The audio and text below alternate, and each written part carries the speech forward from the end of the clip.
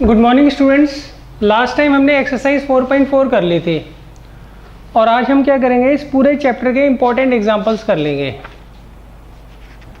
तो जो बहुत इजी एग्जांपल है वो मैं छोड़ रहा हूँ, हम सिर्फ क्या करेंगे, मेन एग्जांपल्स करेंगे।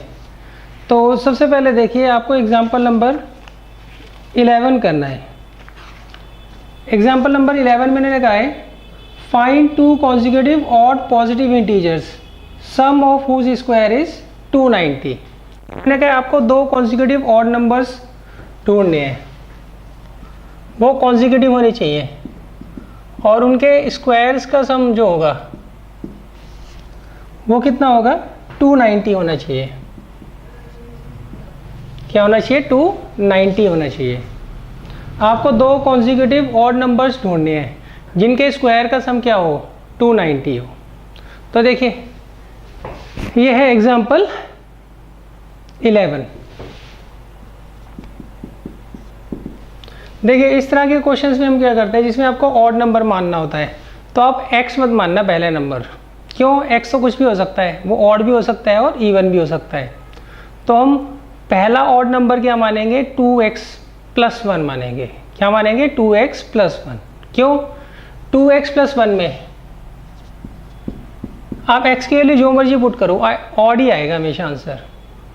जबकि अगर आप x मानते हो तो इसमें दिक्कत है, x तो ऑड भी हो सकता है, इवन भी हो सकता है। यहाँ पे आप x की जो मर्जी वैल्यू रखो, 1 रखो, 2 रखो, 3 रखो, 4 रखो, फाइनल जो आंसर होगा वो हमेशा क्या आएगा, ऑड में ही आएगा। तो इसमें एक बात ध्यान रखना, आपको इसमें पहला नंबर जो है वो 2x+1 मानना है। तो इसमें हम लेट कर लेंगे, लेट फर्स्ट ऑड इंटीजर भी 2x+1 या equal to 2x+1। Therefore second consecutive odd integer, वो कैसे निकालोगे आप, इसमें 2 ऐड कर दोगे तो कितना आ जाएगा, 2x+3। तो पहला हमने मान लिया 2x+1 और दूसरा मान लिया 2x+3। अब देखिए यहाँ पर इन्होंने कहा है इन दोनों के स्क्वायर का जो सम होगा, पहले वाले का स्क्वायर कर लो प्लस दूसरे वाले का स्क्वायर कर लो, इन दोनों का सम कितना आना चाहिए, 290 आएगा। पहले वाले का स्क्वायर और दूसरे वाले का स्क्वायर कितना आएगा, 290, दोनों का सम। अच्छा देखिए, पहला नंबर आपने ऑड नंबर जो है 2x+1 माना है, तो दूसरा 2x+3 क्यों माना है, क्यों, दो लगातार जो ऑड नंबर्स होते हैं उनके बीच में कितने का डिफरेंस होता है, 2 का डिफरेंस होता है। पहला मान लो 11 है तो दूसरा क्या होगा, 11 + 2 दैट मीन्स 13। इसलिए पहला अगर मैं 2x+1 मान रहा हूँ तो दूसरा क्या मान लूँगा, 2x+3 मान लूँगा। अब यहाँ a + b के होल स्क्वायर का फॉर्मूला लगा दीजिए, क्या होगा, a² + b² + 2ab। और यहाँ पर a² + b² + 2ab। तो ये कितना आ जाएगा, 4x² + 1 + 4x, 4x² + 9 + 12x is equal to 290। तो ये देखिए कितना आ जाएगा, 4x² और 4x² कितना आ जाएगा, 8x²। और 4x और 12x 16x, और ये 1 और 9 10 इजिकल टू 290। तो आएगा 8x² + 16x - 280 इजिकल टू 0। अब इसे 8 से डिवाइड कर दीजिए तो आएगा x² + 2x - 35 इजिकल टू 0। तो ये हमारी जो क्वाड्रेटिक इक्वेशन बन गई। अब इसे सॉल्व कैसे करेंगे हम, इसका मिनट हम स्प्लिट कर लेंगे।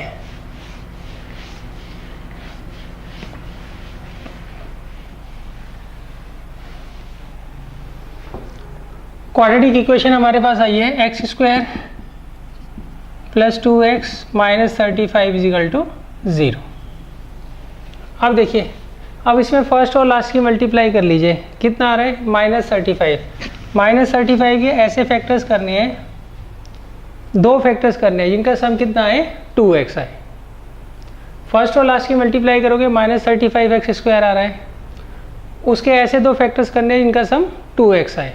तो एक तो हो जाएगा प्लस का 7x, दूसरा माइनस का 5x। यहाँ से x कॉमन ले लीजिए तो अंदर आएगा x प्लस 7, यहाँ से -5 कॉमन ले लीजिए x प्लस 7। तो एक फैक्टर होगा x माइनस 5 और दूसरा x प्लस 7। तो पहले इसे 0 पुट करिए आप, फिर इसे करिए, तो x की एक वैल्यू तो 5 आ रही है और दूसरी क्या आ रही है -7। तो देखिए, therefore first odd number is equal to, पहला ऑड नंबर हमने क्या माना था 2x प्लस 1, तो x की जगह मैं क्या रख दूंगा 5, तो आ जाएगा 11। एंड सेकेंड ऑड नंबर वो क्या दे रखा था, वो 2x प्लस 3, तो वो कितना आ जाएगा 30। अच्छा, इसे आप नेगलेक्ट कर देना क्योंकि ये नेगेटिव नंबर आपको दे रखा है, सही है। और उन्होंने पूछा क्या था, पॉजिटिव ऑड इंटीजर पूछ रखा है, तो इसलिए हम क्या करेंगे, ये जो नेगेटिव वाला है इसको क्या करेंगे, हम नेगलेक्ट कर देंगे। अच्छा, अब देखिए, अच्छा इसमें एक बात ध्यान रखना, अगर आपको इवन नंबर मानने होते तो पहला इवन नंबर मैं 2x मानता और दूसरा 2x प्लस 2 मानता। क्यों, यहाँ पे आप x की जो मर्जी वैल्यू रखो, ऊपर या नीचे, हमेशा इवन आंसर आएगा, हमेशा क्या आएगा, इवन आंसर ही आएगा। अच्छा, अब देखिए इसके बाद है एग्जाम्पल,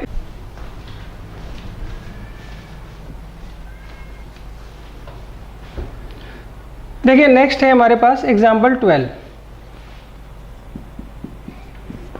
इसमें उन्होंने कहा है आपको एक रेक्टेंगुलर पार्क बनाना है और उसकी जो ब्रेथ है वो 3 मीटर लेस होनी चाहिए लेंथ से। आपको एक रेक्टेंगुलर पार्क बनाना है, इसकी ब्रेथ जो है वो 3 मीटर लेस है, किससे, लेंथ से, मतलब लेंथ जो है 3 मीटर ज़्यादा है। तो ब्रेथ को मैं x मान रहा हूँ, तो लेंथ कितनी हो जाएगी x प्लस 3 मीटर। ब्रेथ हो गई x मीटर, लेंथ हो गई x प्लस 3 मीटर।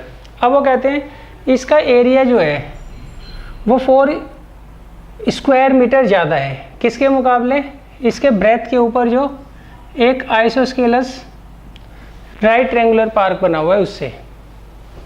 इन्होंने कहा है इसकी ये जो ब्रेथ है इसको बेस मानकर हमने एक आइसोस्केलस ट्रायंगल बना लिया और इसका ऑल्टीट्यूड कितना दे रखा है आपको 12 मीटर। तो इसके और इसके एरिया में किसका एरिया ज़्यादा है, इसका एरिया ज़्यादा है, कितना, 4 मीटर स्क्वायर एरिया इसका क्या है, ज़्यादा है। तो आपको क्या करना है, लेंथ और ब्रेथ निकालनी है इस पार्क की, इस पार्क की हमें क्या करनी है, लेंथ और ब्रेथ निकालनी है। तो मैं पहले क्या करूँगा, लेट करूँगा, let breadth of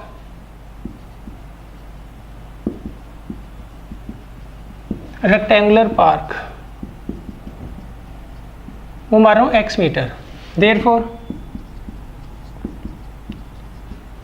length of rectangular park वो कितनी हो जाएगी बच्चों, x प्लस 3 मीटर। अच्छा, ये रेक्टेंगुलर ना पूरा लिख कर आना, शॉर्ट में मत लिखना, वहाँ पर मेरे पास स्पेस नहीं थी इसलिए मैंने ऐसे लिख दिया। अब देखिए अकॉर्डिंग टू क्वेश्चन इसका एरिया क्या होगा, L इंटू बी, और ऊपर वाले का एरिया क्या होगा, हाफ बेस इंटू हाइट, क्या होगा, हाफ बेस इंटू हाइट। अब वो कहते हैं इन दोनों में किसका एरिया ज़्यादा है, इसका एरिया ज़्यादा है, कितना, 4 मीटर स्क्वायर, इसका एरिया ज़्यादा है, कितना, 4 मीटर स्क्वायर। तो इन दोनों को बराबर करने के लिए मैं यहाँ पर 4 ऐड कर दूँगा, इन दोनों को बराबर करने के लिए मैं यहाँ पे क्या करूँगा, 4 ऐड कर दूँगा। अब देखिए ये आ गया x square plus 3x is equal to ये आएगा 6x + 4, इसको इधर ले आओ। अब इसका मिडल टर्म कर दीजिए, 4 और 1 आएगा, तो यहाँ से x कॉमन ले लो।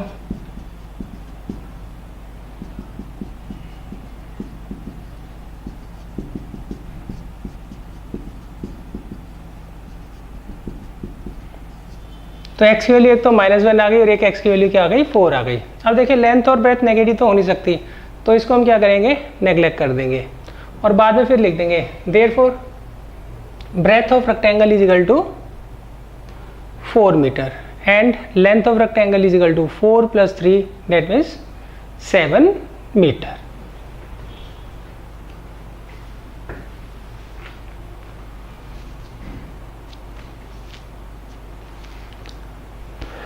देखिए इसके बाद एग्जाम्पल 13 है। एग्जाम्पल 13 में उन्होंने कहा है find the roots of the following quadratic equations if they exist using quadratic formula. तो ये तो क्वेश्चन आप खुद कर लीजिएगा। इसमें उन्होंने कहा है आपको इसके 3 पार्ट्स दे रखे हैं, तीनों पार्ट्स में आपको चेक करना है कि जो आपको क्वाड्रेटिक इक्वेशन दे रखी है इसके रूट्स एग्जिस्ट करते हैं कि नहीं करते। अगर करते हैं तो उसे फाइंड करना है। तो हम क्या करेंगे, सबसे पहले डी निकालेंगे। डी अगर ग्रेटर देन 0 आता है या डी इक्वल टू 0 आता है तो उस केस में रूट्स क्या करेंगे, एग्जिस्ट करेंगे। अगर डी लेस देन 0 आता है तो उस केस में रूट्स एग्जिस्ट नहीं करेंगे। और रूट्स अगर एग्जिस्ट करते हैं तो उसका फार्मूला हमें पता ही है, तो फार्मूले में हम पुट करके क्या करेंगे, उसे सॉल्व कर देंगे। अच्छा, इसके बाद आता है एग्जाम्पल 14।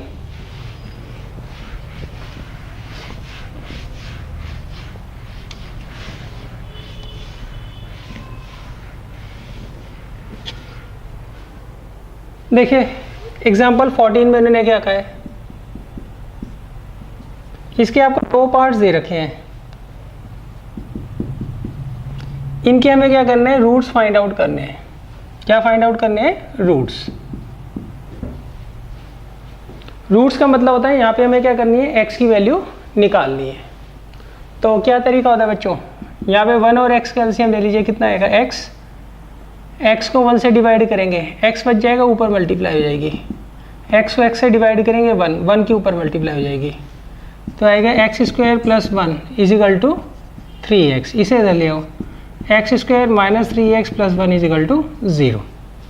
अब देखिए इसका मिडिल टर्म तो होगा नहीं, तो हम क्या करेंगे, d निकाल लेंगे। d के लिए हमें क्या पता होना चाहिए, a, b और c। a दे रखा है 1, b दे रखा है -3 और c दे रखा है 1। हम d निकाल लेंगे पहले। d का फॉर्मूला होता है b² - 4ac।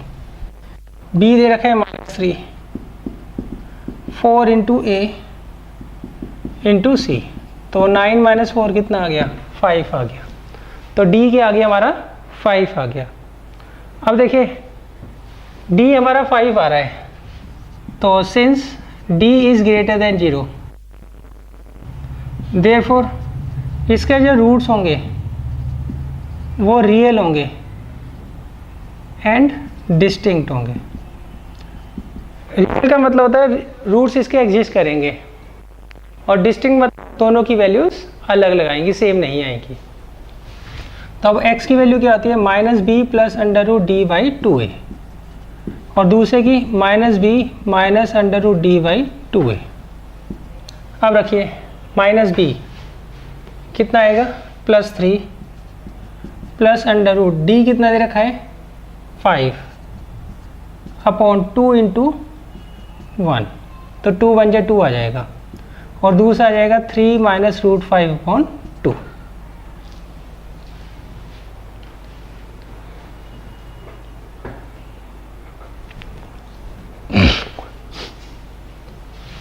अब देखिए इसके बाद सेकंड पार्ट है।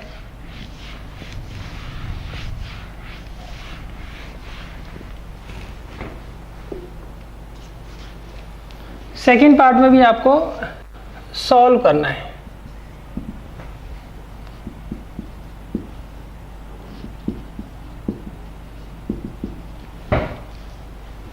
देखिए इसमें हम क्या करेंगे, पहले एलसीएम ले लेंगे, फिर क्या करेंगे, क्रॉस मल्टीप्लाई करेंगे। तो आप एलसीएम कैसे लेते हैं, दोनों नंबर अलग है तो दोनों का प्रोडक्ट आ जाएगा एलसीएम। इसको इधर ले जाओ, और इसको इधर, अब क्रॉस मल्टीप्लाई कर लो।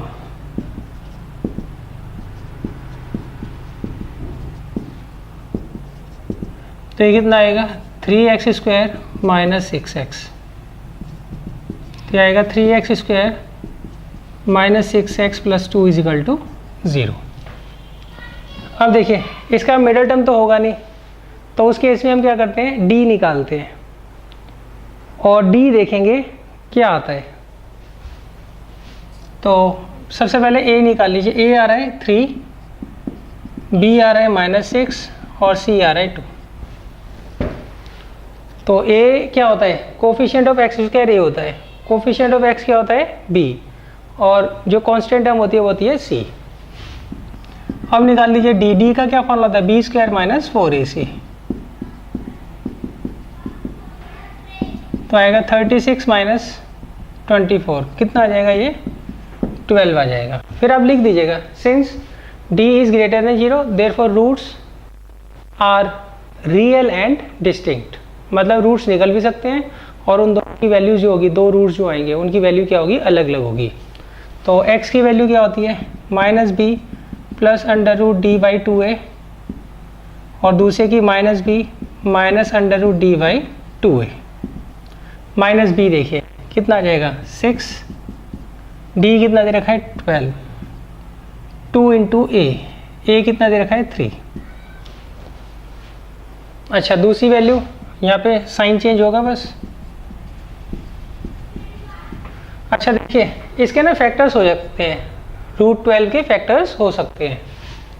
कैसे, √12 को मैं ऐसे लिख सकता हूँ √2 इंटू 2 इंटू 3, तो जिसका पेयर बनेगा उसमें से एक बाहर आ जाएगा, तो कितना आ जाएगा ये 2√3, कितना आ जाएगा 2√3।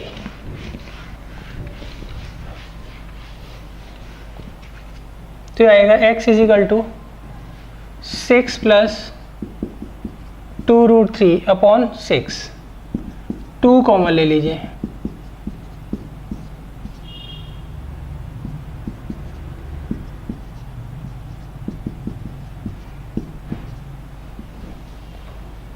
और दूसरी वाली वैल्यू क्या होगी, बस यहाँ पे क्या बीच में साइन क्या होगा उसका चेंज हो जाएगा, तो वो खुद फाइंड कर लीजिएगा। सिर्फ यहाँ बीच का जो साइन होगा वही चेंज होगा। अच्छा इसके बाद आता है एग्जाम्पल 15 देखिए।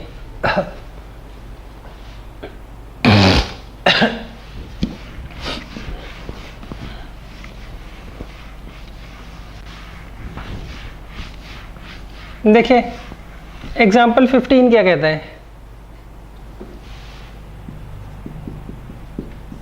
देखिए इसमें पहले ना आप अप स्ट्रीम और डाउन स्ट्रीम समझ लीजिए क्या होता है, उसके बाद ही हम इस क्वेश्चन को कर पाएंगे।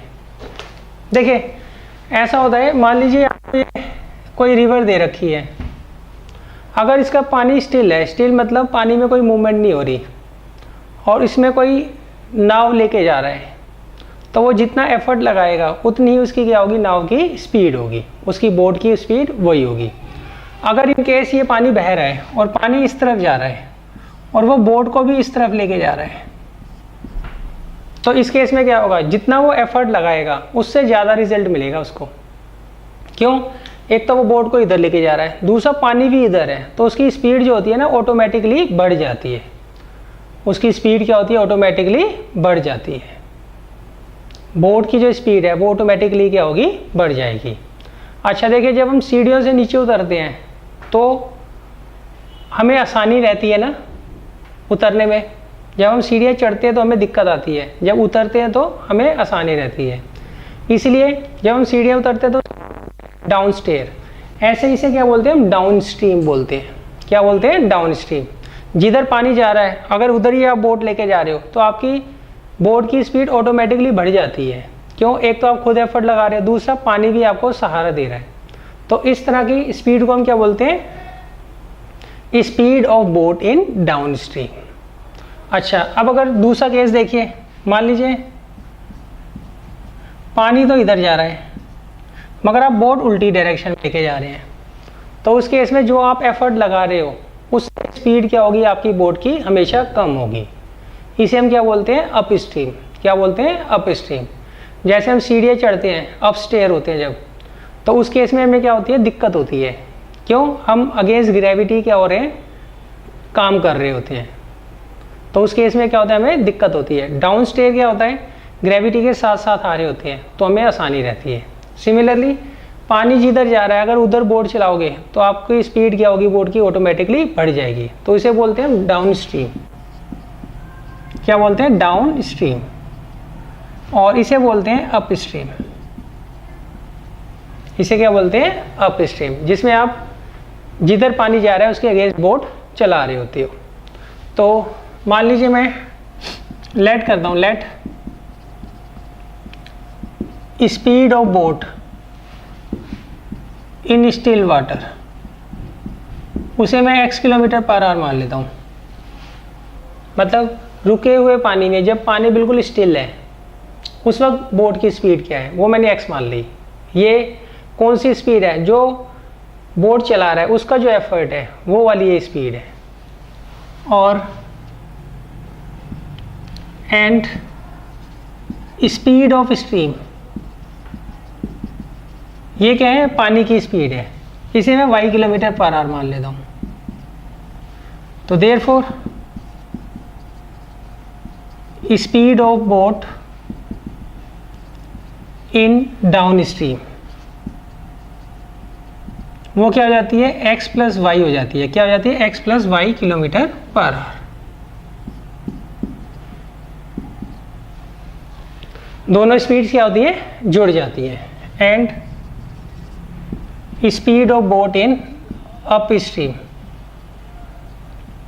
अप स्ट्रीम में क्या होगी, दोनों का डिफरेंस आ जाएगा, कितना आ जाएगा, x माइनस वाई। अच्छा, इसमें एक बात ध्यान रखिएगा, आप हमेशा speed of boat in still water हम पहले लेते हैं x प्लस वाई, और यहाँ पे x minus y. Y minus x मत कराना, नहीं तो आपका आंसर क्या होगा, गलत आएगा। स्पीड ऑफ बोट जो होती है स्टिल वाटर में, वो हमेशा क्या होती है, ज़्यादा होती है। किसके मुकाबले, स्पीड ऑफ स्ट्रीम के। अगर मान लीजिए स्पीड ऑफ स्ट्रीम ज़्यादा हो गई तो उस केस में क्या होता है, जो बोट होती है उसका बैलेंस क्या होता है, बिगड़ जाता है। उसका बैलेंस क्या होता है, बिगड़ जाता है। तो इसमें आपको पहले किसको रखना है, हमेशा speed of boat in still water को आपको क्या करना है, पहले हमेशा आगे की तरफ रखना है। अच्छा, अब देखिए, अब मैं क्वेश्चन पढ़ता हूँ। इसमें मैंने लिखा है a motor boat whose speed is 18 kilometre per hour in still water. तो देखिए, आपको speed of boat in still water कितनी दे रखी है, 18 किलोमीटर पर आवर। कितनी रखी है, 18 किलोमीटर पर आवर। और स्पीड ऑफ स्ट्रीम निकालनी है, तो मैंने स्पीड ऑफ स्ट्रीम क्या मान ली, x। तो डाउन स्ट्रीम में स्पीड क्या हो जाएगी, 18 प्लस एक्स, और अप स्ट्रीम में क्या हो जाएगी, 18 माइनस एक्स। अब देखिए, अब इसमें मैंने कहा है क्वेश्चन में, a motor boat whose speed is 18 kilometre per hour in still water takes 1 hour more to go 24 kilometre upstream than to return downstream to the same spot. देखिए, अब अगर जो मोटर बोट है वो कितना distance travel कर रही है, वो डिस्टेंस ट्रैवल कर रही है 24 किलोमीटर। पहले तो वो अप स्ट्रीम जाती है और फिर डाउन स्ट्रीम आती है। डाउन स्ट्रीम आती है, पहले अप स्ट्रीम जा रही है और फिर डाउन स्ट्रीम आ रही है। तो इस केस में उसको टाइम कम लगता है, इसमें 1 hour उसको क्या लगता है, लेस लगता है। इस वाले केस में उसको 1 hour लेस लग रहा है। देखिए, पहले वो 24 किलोमीटर क्या जा रही है, अप स्ट्रीम जा रही है, और फिर वापस आ रही है 24 kilometre up down stream. Down stream से क्या आ रही है, वापस आ रही है। जब वो डाउन स्ट्रीम आ रही है तो उसको 1 घंटा क्या लगता है, कम लगता है। और डिस्टेंस दोनों कितने ट्रैवल कर रहे हैं, डाउन स्ट्रीम और अप स्ट्रीम में, 24 किलोमीटर। तो आपको क्या करना है, यहाँ पर स्पीड बतानी है, किसकी, स्ट्रीम की। अब देखिए, टाइम का क्या फॉर्मूला होता है, डिस्टेंस अपॉन स्पीड। तो पहले देखो, अप स्ट्रीम में, अप स्ट्रीम के केस में डिस्टेंस कितना है, 24, और स्पीड कितनी है, 18 माइनस एक्स। डाउन स्ट्रीम के केस में डिस्टेंस कितना है 24, स्पीड कितनी है 18 प्लस एक्स। ये किसका टाइम है बच्चों, अप स्ट्रीम का, ये किसका टाइम है डाउन स्ट्रीम का। अब इसमें ये जो है टाइम कम ले रहा है, ये टाइम क्या कर रहा है कम ले रहा है, तो दोनों को बराबर करने के लिए मैं यहाँ पे 1 ऐड कर दूंगा। ये किसका टाइम है अप स्ट्रीम का, ये किसका है डाउन स्ट्रीम का। डाउन स्ट्रीम में टाइम कम लग रहा है, तो इसलिए मैं क्या करूँगा यहाँ पे 1 जोड़ दूंगा ताकि ये दोनों के दोनों बराबर हो जाए। अच्छा, मैंने आपको इसकी ट्रिक भी बताई थी, अगर यहाँ पर प्लस होना तो यहाँ पे भी क्या होता है प्लस आता है, इस तरह के क्वेश्चंस में जिसमें हम क्या कर रहे होते हैं टाइम निकाल रहे होते हैं। अच्छा, अब देखिए इसको इधर ले आइए,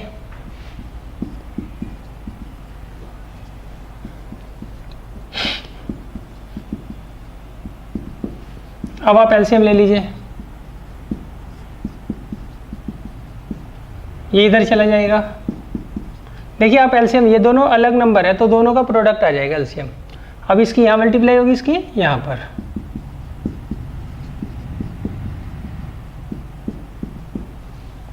तो अब ये कितना आएगा बच्चों 432 plus 24x minus 432 plus 24x upon a minus b, a plus b का क्या फॉर्म होता है a square minus b square. ये इससे चला जाएगा, ये कितना आएगा 48x equal to 324 minus x square, तो आएगा x square plus 48x minus 324 equal to 0। अब इसका मिडल टर्म कर लीजिए, तो आएगा 54x और एक माइनस 6x, यहाँ से x कॉमन ले लीजिए, तो एक फैक्टर आएगा x माइनस 6 और एक आएगा x प्लस 54। तो पहले आप इसे 0 पुट करिए तो x आ गया 6, फिर इसे करिए तो x आ गया माइनस 54, तो इसे तो हम नेगलेक्ट कर देंगे, तो आपकी स्पीड ऑफ स्ट्रीम क्या आ जाएगी 6 किलोमीटर पर आवर। क्लियर है। अच्छा, स्पीड नेगेटिव तो हो नहीं सकती, इसलिए माइनस के साइन को हम क्या करेंगे नेगलेक्ट कर देंगे।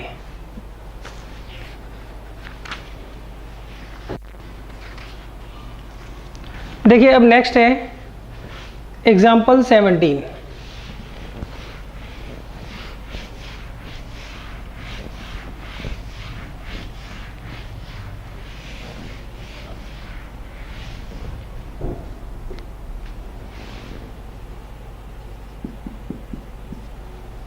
देखिए एग्जाम्पल 17 में इन्होंने कहा है a pole has to be erected at a point on the boundary of a circular park of diameter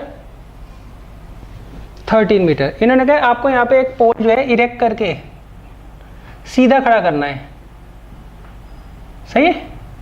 तो मैंने डॉट बना दिया, क्यों, स्टैंडिंग पोल यहाँ पर दिखाना मेरे लिए मुश्किल है, वो 3D फिगर बन जाएगी।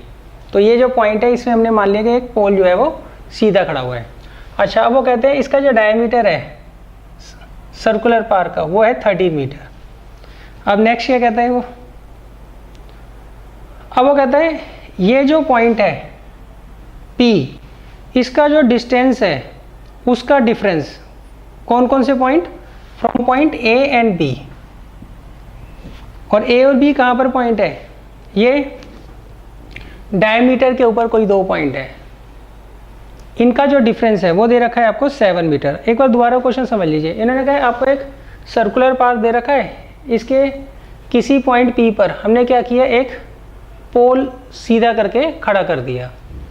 अच्छा, अब इस सर्कुलर पार्क का जो डायमीटर है वो है 13 मीटर। अब वो कहते हैं इसका डिस्टेंस जब मैं दो पॉइंट्स A और B से निकालता हूँ तो दोनों डिस्टेंसेस का जो डिफरेंस है वो आपको दे रखा है 7 मीटर। क्लियर है। A और B यहाँ पर क्या है, दो गेट्स हैं, तो आपको क्या दे रखा है, मैं ये मान लेता हूँ B दूर है और A नज़दीक है, तो हमें PB माइनस PA जो है वो 7 मीटर दे रखा है। कितना दे रखा है, 7 मीटर। तो आपको क्या करना है, पहले आपको चेक करके बताना है क्या ये कंडीशन पॉसिबल है, और अगर मान लीजिए पॉसिबल है तो उस केस में इनके बीच का डिस्टेंस भी आपको बताना है कितना होगा। तो देखिए आप क्या करिए, इसे ज्वाइन कर लीजिए। ये आपको 13 दे रखा है, ये दे रखा है आपको 13 मीटर। अच्छा ये एंगल देखो कितने का होगा, 90 डिग्री का होगा। कितने का होगा, 90 डिग्री का। क्यों, angle in a semi circle. ये डायमीटर है, डायमीटर के एंड पॉइंट से अगर आप कोई भी एंगल बनाते हो सेमी सर्कल में, तो वो एंगल कितने का होगा, 90 डिग्री का होगा। तो इसमें मैं क्या करूँगा, यहाँ पर लेट कर लूँगा, let P A equal to x metre. Therefore P V कितना आ जाएगा बच्चों, ये इधर चला जाएगा, कितना आएगा 7 + x, मतलब x + 7 मीटर। यहाँ वैल्यू पुट करके देख लेना, सही है। अब देखिए एंगल ए पी बी जो होगा वो 90 डिग्री होगा। रीज़न लिख देना, एंगल है ना सेमी सर्कल।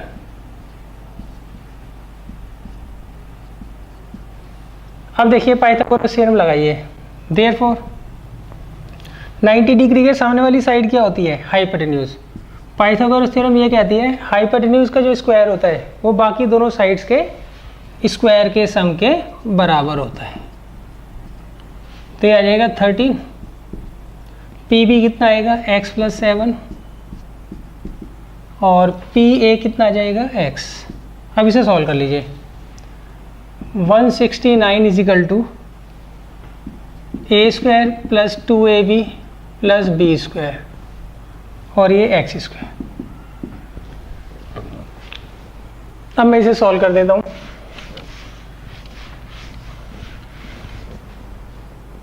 तो ये आएगा 2x² + 14x, इसे इधर ले जाइए, -120 इजिकल टू 0। अब ये इक्वेशन अगर सॉल्व हो सकती है, रिड्यूस हो सकती है, तो अब रिड्यूस कर दो। 2 कॉमन ले लो इसमें से,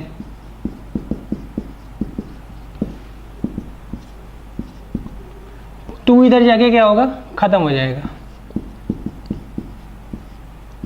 अब ये आपके पास क्वाड्रेटिक इक्वेशन आ गई। इसका मिडल टर्म हो जाएगा, तो एक आएगा 12x और एक आएगा -5x।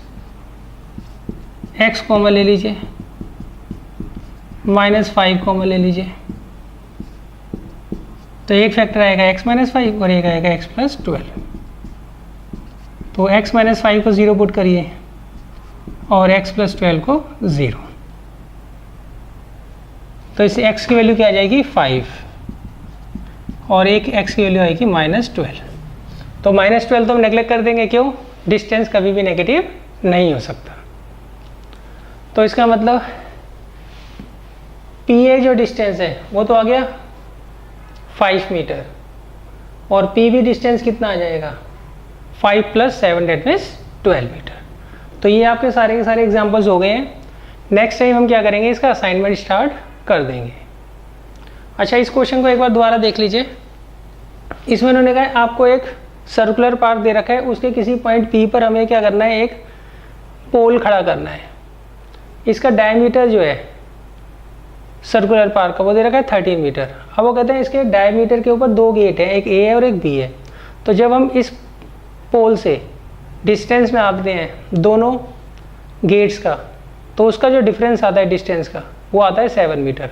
मान लो ये नज़दीक है और ये दूर है, तो पी वी - पी ए कितना दे रखा है आपको 7 दे रखा है। अच्छा इसमें ये एंगल 90 का होगा, क्यों, ये डायमीटर है, डायमीटर के एंड पॉइंट से अगर आप सर्कमफ्रेंस पे कोई भी एंगल बनाते हो तो वो हमेशा 90 डिग्री का बनता है। उसे हम क्या बोलते हैं, angle in a semi circle.